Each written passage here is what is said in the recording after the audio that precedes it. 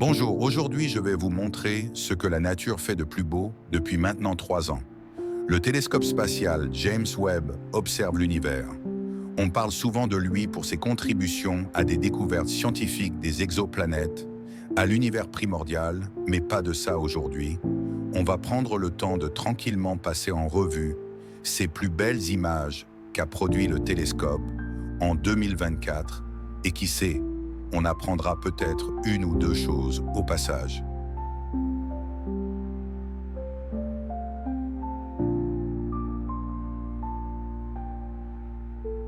Bon, avant de démarrer, il faut préciser un truc important. James Webb est sensible dans l'infrarouge. Il voit une lumière qu'on ne voit pas avec nos yeux d'humain. Donc forcément, on est obligé de retranscrire ces observations dans de fausses couleurs pour pouvoir les admirer. Donc tout ce que vous allez voir dans cette vidéo, ce n'est pas vraiment ce que vous pourriez voir si vous étiez suffisamment proche des objets concernés. C'est en revanche l'impression que vous pourriez avoir si vous étiez capable de voir en infrarouge régulièrement. On vous montrera même des observations combinées qui regroupent la lumière en infrarouge de James Webb avec celle des rayons X de Chandra, par exemple. On vous le précisera sur chaque photo. Commençons par le drôle de masque qui est récent, puisque la NASA a communiqué le cliché en octobre. Ces yeux un peu éberlués sont en fait deux galaxies qui sont en train de se croiser.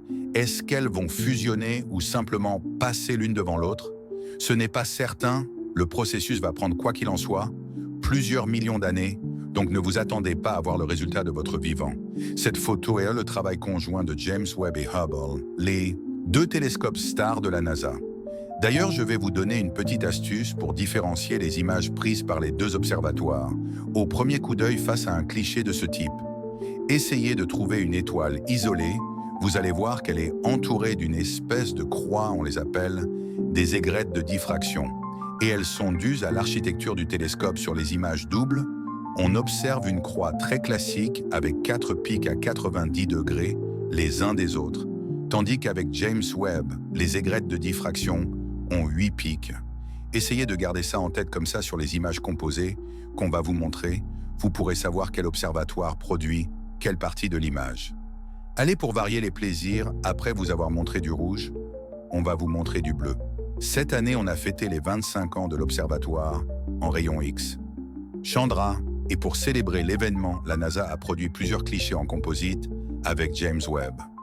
Voilà donc Cassiopée, quand on la regarde à la fois en infrarouge et en rayon X, cette image ne ressemble pas du tout à ce que vous pourriez voir avec vos deux yeux. On peut regarder une image qu'a fait Hubble de la même nébuleuse. C'est tout aussi joli, mais je trouve le cliché de James Webb et Chandra plus parlant. Il nous raconte parfaitement ce qui s'est passé dans ce coin de la galaxie. Une gigantesque explosion Cassiopée est un rémanent de supernova, les restes de la mort explosive d'une étoile. On pense que l'explosion a été visible de la Terre pendant l'année 1667, même si les astronomes de l'époque ne rapportent rien. C'est à la fois une image de destruction et de création. En effet, les ondes de choc des supernovas compressent les gaz alentour et accélèrent la formation des étoiles suivantes. Elles dispersent également des éléments lourds, et la majeure partie des atomes qui forment votre corps ou votre écran ont été synthétisés et dispersés dans le cosmos au cours d'un événement similaire, toujours dans la collaboration Webb. Chandra, qui a été pas mal mise en avant cette année, on a ce cliché de la nébuleuse du crabe. On voit ici la même histoire, les restes de l'explosion d'une supernova. On distingue toutefois dans les données en rayon X, donc issues de Chandra, des espèces de tourbillons et de jets. Voilà, ça n'apporte pas grand-chose. Mais sur le plan purement esthétique, c'est une de mes images préférées. Une autre des images les plus impressionnantes de l'année nous a été montrée en janvier. Il s'agit cette fois-ci d'une simple galaxie spirale, photographiée par le dessus ou le dessous, selon le référentiel qu'on adopte. On voit bien les bras spirales et les irrégularités dans la distribution des nuages de gaz et de poussière. Ils apparaissent en rouge sur cette image. Au centre, les points bleutés dénotent une grande concentration des étoiles. L'autre point intéressant de cette prise de vue, c'est que la NASA a communiqué un autre cliché composé avec Hubble, mais cette fois-ci sans mélanger les images. Elles sont plutôt mis côte à côte ici. On s'aperçoit bien des différences de capacité et de résultats. des deux télescopes. Si vous avez bien suivi, les étoiles à 4 pointes sont en bas à droite et celles à 8 pointes en haut à gauche. Vous devriez donc sans mal déterminer quel télescope a photographié, quelle partie de l'image sur le cliché double. Les nuages de gaz et de poussière semblent plus transparents et moins denses. L'ancien télescope capture une partie moindre de la lumière qui est rayonnée en infrarouge par ces nuages, dans la partie de Webb en haut à gauche. Donc les régions plus brillantes qui tirent sur le jaune désignent des parties de cette galaxie qui sont en train de former des étoiles. On voit ainsi des pouponnières réparties inégalement avec des régions très actives et des zones infertiles qui doivent faire plusieurs dizaines de milliers d'années de diamètre. Je trouve ça assez marrant qu'on ait probablement une meilleure compréhension de la géographie de cette galaxie qu'une espèce qui y habiterait la Voie lactée est assez difficile à bien cartographier pour nous car nous sommes à l'intérieur et la voyons par la tranche. Gageons que d'autres espèces intelligentes ont fait des photos aussi belles de notre galaxie que celui que l'on contemple ici. Allez, pour continuer, rien de tel qu'une petite revisite de vos manuels de sciences physiques. Je parie qu'au cours de toute votre scolarité, vous avez eu au moins un livre de cours qui avait sur sa couverture les piliers de la création, en général tel qu'imagé par Hubble. Bon, là je triche un peu car James Webb nous a offert sa vision des célèbres nuages d'hydrogène et de poussière en 2022. Mais ce cliché a été revisité cette année pour y ajouter une fois encore les vues de Chandra. Je n'ai pas pu m'empêcher de vous la partager car c'est peut-être la photo la plus colorée de la vidéo.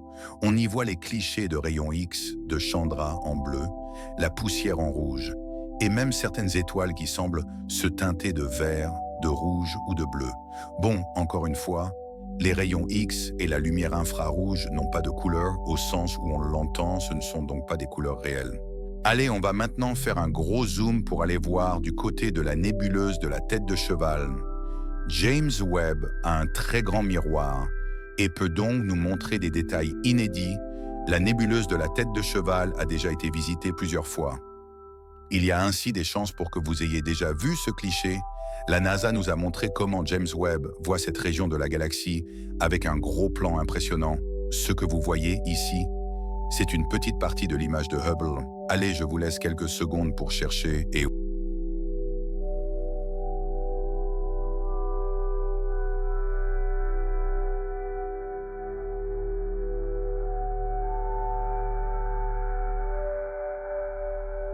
Oui, on se trouve pile poil en haut de la tête du cheval.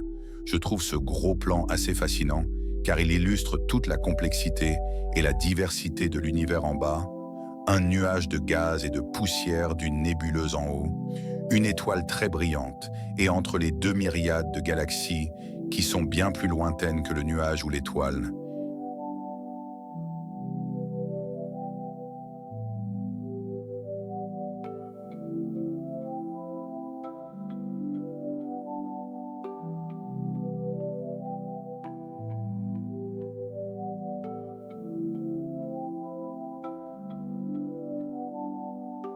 Et justement, maintenant qu'on a beaucoup zoomé, prenons le temps de faire l'exercice inverse et de voir les choses de haut, de très haut. Comme chaque année, James Webb a imagé de nombreux amas de galaxies. J'adore ces clichés, car ils nous permettent de saisir l'immensité indescriptible de l'univers. Voilà par exemple le protocluster de la toile d'araignée. On y voit quelques étoiles reconnaissables à leurs 8 branches, mais surtout un nombre incroyable de galaxies de formes et de couleurs diverses. Essayez d'imaginer un instant le nombre d'histoires incroyables qui s'est déroulé dans le champ de ce cliché. Si la vie intelligente est relativement répandue, combien de guerres, de révolutions, d'inventions, de bonheur et de tragédies individuelles, et pour nous, ça n'est jamais que la toile de fond d'un des milliers de clichés d'un instrument d'astronomie, parmi tant d'autres, ce type d'image m'aide toujours à relativiser sur mes problèmes personnels. Bon, selon l'angle que vous adoptez, ça va vous rassurer ou au contraire, vous faire sentir insignifiant.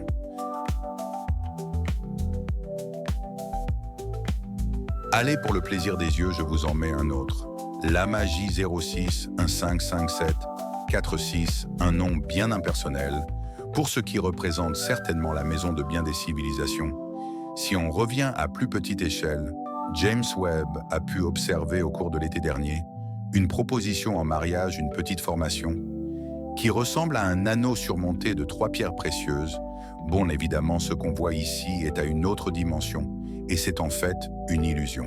Il s'agit d'un quasar, un noyau hyperactif de galaxies, dont l'image a été déformée et multipliée par une lentille gravitationnelle.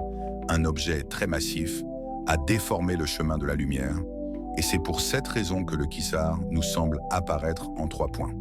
C'est joli et en même temps, c'est un rappel que l'univers peut nous tromper et que les choses ne sont pas toujours comme elles apparaissent.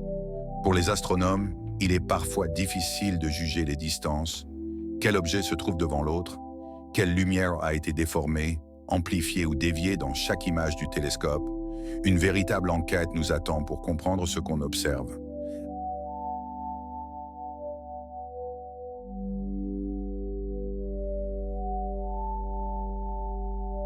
Allez, on va finir beaucoup plus près de la maison. Avec cette image de Jupiter produite par le télescope en juin dernier, on y retrouve la plus grande planète du système solaire et ses bandes familières, encore une fois les couleurs, peuvent être un peu dérangeantes puisque James Webb voit des longueurs d'onde qui nous sont invisibles. Ce cliché a été l'occasion de faire un gros plan sur l'œil de la planète, la plus grande tempête du système solaire qui sévit. Depuis au moins quelques siècles, James Webb a mis à jour de petites irrégularités dans l'image infrarouge, la tache rouge qui a surpris les astronomes. Il aidera peut-être ainsi à mieux comprendre la dynamique complexe qui permet la formation atmosphérique, de perdurer pendant des centaines, peut-être des milliers d'années. On pourrait vous montrer bien d'autres images. En fait, je n'ai jamais vu un cliché de James Webb qui soit moche. Dans cette vidéo, on a préféré privilégier la diversité, mais vous pourrez trouver bien d'autres images de galaxies, de nébuleuses, de pouponnières d'étoiles ou d'amas qui vous couperont le souffle.